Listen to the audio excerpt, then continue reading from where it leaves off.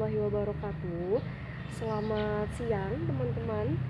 Nah, hari ini untuk pertemuan yang kelima kita akan belajar mengenai materi sifat-sifat huruf hijaiyah. Minggu lalu kita sudah belajar mengenai materi makhorijul huruf dan waqaf huruf. Hari ini kita akan belajar mengenai sifat-sifat yang dimiliki oleh huruf hijaiyah. Jadi huruf hijaiyah itu tidak hanya memiliki tempat keluar saja, tetapi juga memiliki sifat-sifat yang perlu kita ketahui agar ketika kita membaca Al-Quran kita tidak salah kaprah bagaimana mengucapkan huruf ta, bagaimana mengucapkan huruf la, dan lain sebagainya. Kita akan bahas di sini. Silakan teman-teman buka bukunya, siapkan alat tulis, jangan lupa dicatat karena ini materi yang cukup penting ya, yang harus teman-teman ketahui karena akan insya Allah bermanfaat untuk di kemudian hari. Baiklah teman-teman, sifat-sifat huruf hijaiyah itu ada yang berlawanan dan ada yang tidak berlawanan. Pertemuan kelima kali ini kita akan belajar mengenai sifat-sifat huruf yang berlawanan, yaitu ada 5 pasang ya. Yang pertama yaitu ada yang namanya hamas. Nah, huruf hamas itu teman-teman yaitu ada fa. Nah, ketika hamas itu artinya adalah desis. Jadi ketika kita mengucapkan huruf-huruf yang memiliki sifat hamas, dia ada aliran nafas yang keluar. Contoh, di sini ada huruf fa. Fa. Tuh, fa itu pasti keluar aliran nafas. Gimana teh mendeteksinya? Yaitu coba teman-teman bilang fa, kemudian tangannya di sini. Fa, pasti ada aliran nafas yang keluar di situ. Fa. Tuh. Nggak mungkin nggak ada aliran nafas ya. Kemudian ada huruf ha. Ha, awas, ha bukan ha ya. Ha itu suaranya bening di sini. Ha. Sudah kita belajar di materi makhorijul huruf bahwa ha itu memiliki di tengah-tengah tenggorokan ya, atau wastul halki. Jadi suaranya bening. Ha.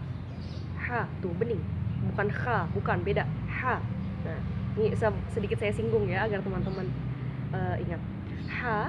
Nah, ini juga memiliki sifat yang desis atau hamas. Coba kita cek lagi. Ha. Ha. Tuh, pasti ada aliran nafasnya. Nah, seperti itu teman-teman ya. Kemudian silakan teman-teman baca lagi. Ada huruf apa lagi di situ? Huruf tha. Tha juga sama. Coba kita deteksi lagi. Tha. Nah, itu. Dia memiliki sifat hamas. Silakan teman-teman ingat.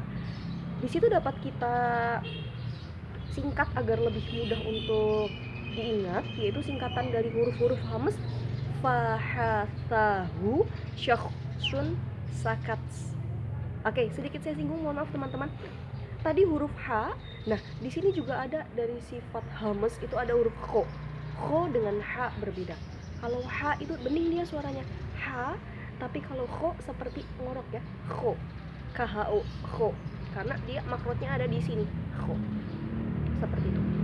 Lawannya hamas yaitu jahar. Jahar artinya jelas. Kalau tadi huruf-huruf hamas itu keluar desis, kalau jahar mah tidak. Jadi dia tidak keluar aliran nafas.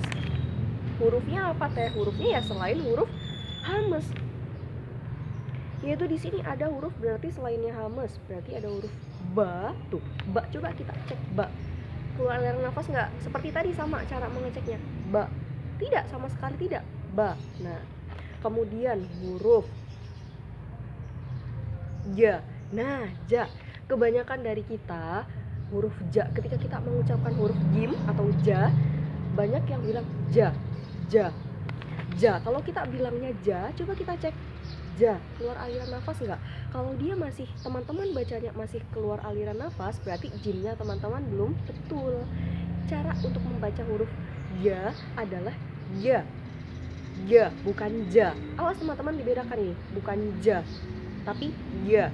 Loh, kok gitu sih teh, kok aneh? Bukan aneh, tetapi kita sudah memiliki dasar, yaitu karena huruf jim itu memiliki sifat jahar, bukan hamas. Seperti itu ya teman-teman ya. Jadi kita belajar itu tidak asal saja, tetapi kita sudah memiliki dasar dan teman-teman sudah mengetahui, sehingga teman-teman juga harus mempraktikkan ya. Jadi kalau yang masih keliru itu harus diperbaiki ya. Coba ketika kita membaca ta'awudz kan ada tuh ya ya. A'udzu billahi minasyaitonir rajim. Bukan nirrojim, awas dibedakan ya. Bukan nirrojim, Itu jimnya jelas banget kok, ja. Nah itu jelas banget dia bukan sifatnya jahar, karena jim itu sifatnya jahar bukan hamas, jadi nggak boleh ada aliran nafas yang keluar. Lanjut kita ke sifat huruf yang kedua, yaitu ada yang namanya syiddah, yang artinya adalah kuat. Huruf-huruf syiddah berarti dia memiliki sifat kuat. Hurufnya ada apa saja? Hurufnya itu ada A, ini saya singkat saja biar mudah ya. Ti, Ka, Di, Toko, Baju. Selanjutnya itu ada yang memiliki sifat tawasud. Tawasud itu artinya tengah-tengah. Jadi tidak terlalu kuat dan juga tidak terlalu lemah. Keluar huruf yang namanya lin au maro. Lin au maro. Di sini saya singkat agar lebih mudah untuk mengingatnya. Jadi kalau syiddahnya itu hurufnya atika di poko baju, kalau tawasudnya itu lin au maro. Selanjutnya memiliki lawan lagi yaitu lemah, rokhwah atau lemah, yaitu hurufnya selain huruf syiddah dan tawasud. Jadi seperti ini teman-teman. Satu pasang ini hamz jahar, kemudian syiddah, tawasud, satu pasang ini dimiliki oleh cukup satu huruf hijaiyah. Contohnya seperti ini. Misalnya huruf ta ini sifatnya sudah dimiliki oleh syiddah, berarti ya sudah di tawasud sama rokhwah tidak termasuk. Gitu. Jadi satu pasang ini hanya dimiliki oleh satu. Contohnya lagi ta. Nah, huruf ta di sini dimiliki oleh hamas. Ya sudah, berarti sudah hamas. Nah, berarti yang jaharnya selain huruf ta tidak termasuk ke hamas. Nanti yang pasangan ketiga ada isti'ala dan istifal.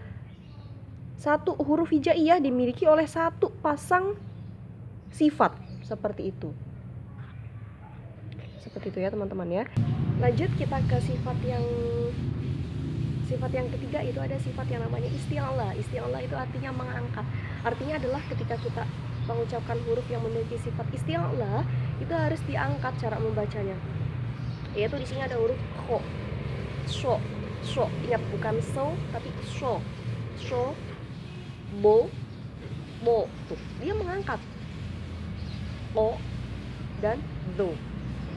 Kho, sho, bo, bo, bo, o, do. Itu memiliki sifat mengangkat. Nah, mengangkat ini berpengaruh juga ketika dia memiliki harokat kasroh. Berarti kalau harokat fathahnya itu kho, tapi kalau dia memiliki harokat kasroh bukan khi, tapi karena mengangkat jadi kita baca harus mengangkat dulu. Khi, sui, bi, wi, tuh itu sama saja. Bi, wi, bi. Nah seperti itu namanya sifat isti'ala. Lawan isti'ala yaitu istifal, berarti huruf-hurufnya ya sudah selain istifal. Ba itu istifal ya, ba itu istifal. Jadi ketika ba-nya itu berharokat kasroh, nggak usah wi, nggak usah, biasa saja bi, ti, biasa saja. Tapi kalau dia sifatnya itu isti'ala, berarti dia bacanya harus mengangkat dulu. Hui, sui, seperti itu ya teman-teman ya. Lanjut yang keempat yaitu ada itbaq. Itbaq artinya menutup. Artinya adalah ketika kita membaca huruf di sini contohnya so, do, o, do. Ketika kita mengucapkan keempat huruf ini, dia memiliki sifat yang menutup, tidak membuka. Ketika kita membacanya, menutup mulut kita. So, do, tidak membuka. Tidak a, ba, itu kan jelas membuka ya. Tapi kalau misalnya itbaq, menutup. Selanjutnya, lawan dari itbaq yaitu artinya infitah. Ya lawannya menutup, membuka. Artinya adalah ketika kita mengucapkan huruf selain huruf itbaq. Berarti ini ya, selainnya tadi a, ba, ta. Nah, ketika kita mengucapkan huruf itu, maka mulutnya kita buka. Makanya memiliki sifat infitah. Lanjut yang kelima, yaitu sifat huruf hijaiyah izlaq, yang artinya lancar. Artinya adalah ketika kita mengucapkan huruf yang memiliki sifat izlaq, kita membacanya itu lancar. Fa, dilepas seperti itu, lancar tuh. Ro, ma, la, ba. Nah, itu lancar. Lawannya izlaq yaitu ismat, yang artinya tertahan. Hurufnya apa? Hurufnya ya selain izlaq. Jadi huruf-huruf selain izlaq di sini memiliki sifat ismat. Seperti itu teman-teman. Perlu teman-teman ketahui. Jadi huruf hijaiyah itu ada 28 Dan satu pasang sifat ini hanya dimiliki oleh satu. Contohnya seperti ini, biar lebih mudah. Huruf ba.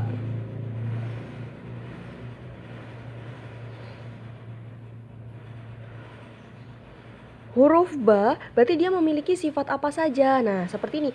Huruf ba itu berarti dia memiliki sifat. Coba kita teliti dari hamas dan jahar. Hamas atau jahar huruf ba? Kalau di hamasnya tidak ada, berarti ba itu termasuk ke sifat jahar. Ba, jahar, seperti itu. Kemudian lanjut, ba. Ba itu syiddah, tawasud atau rokhwah. Nah, kita lihat, makanya kita harus dihafalkan nih ininya. Silakan teman-teman dibuka bukunya ya. Ternyata ba itu ada di syiddah, berarti ba itu sifatnya tadi, ba itu sifatnya jahar yang artinya jelas. Kemudian syiddah, ba itu kuat.